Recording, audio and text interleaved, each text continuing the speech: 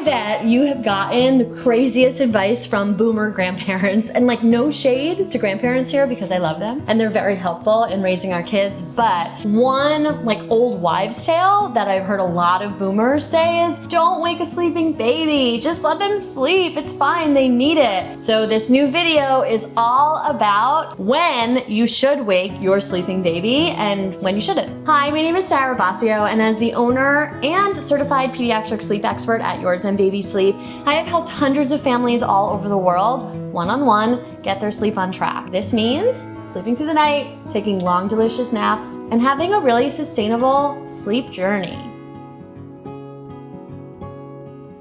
Let's get right into it. Daytime sleep. We're gonna focus on that first and when you should actually wake your baby during the daytime. If you have a newborn, and even through the age, I would say of up to 6 months. So newborn I consider 0 to 4 months, and then like young baby I would consider 4 to 6 months. I do want you to wake your baby during the daytime if it has been about 2 or 3 hours since their last feeding. So it's really important when we're in those early weeks and months of life to keep our babies' bellies nice and full during the daytime, and then this means that they are going to need less calories overnight. Keeping them full during the daytime will mean that they can lessen their night feeds, wean them or combine them so that you're not up frequently throughout the night due to calories. Another time when I would wake your baby is after their last nap of the day. So this is going to be very specific based on your child's age, and the best way to get information about your child's sleep schedule is head over to my shorts. I have a ton of shorts on sleep schedules by age. If they're napping and their last nap is too late or too long, like if they're using that last nap of the day to make up for crappy naps earlier on in the day, what I want you to do is start training their body to capitalize on longer stretches of sleep for naps 1 and possibly 2. So I do want to cap that last nap at like 30 or 45 minutes. I don't really want it to be much longer than that.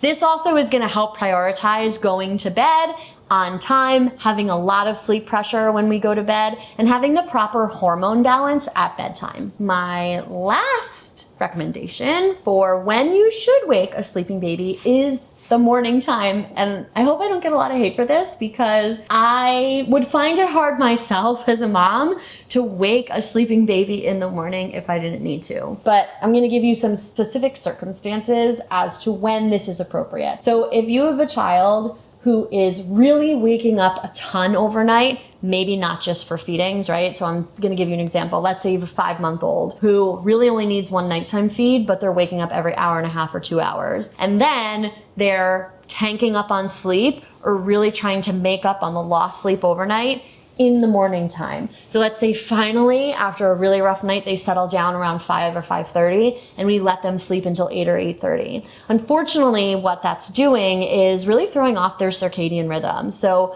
most children up to the age of 7 do have a morning start time of between 6 and 7 a.m. Now again, this is most, this is average. There's babies who fall below and above that, and that's okay. However, if we are way past that 7 o'clock start time, what it can do is then throw off naps throughout the day. It can decrease the sleep quality of naps as well as the sleep quality of overnight sleep. So if you're really struggling with night wakings that are outside of scheduled feeding times, what I want you to do is start as you mean to go. So really anchor down your start time for the day, follow a set nap schedule, and make sure that you're maintaining that so that your baby is used to tanking up on their sleep during the right hours overnight and not during the early morning hours. Let me know if you're struggling with this. If you're still wondering, like, I don't really know what to do with waking my baby, or when is it appropriate, or I feel terrible, right? And the best way to let me know that is by liking this video and then leaving a comment below. I love to interact with you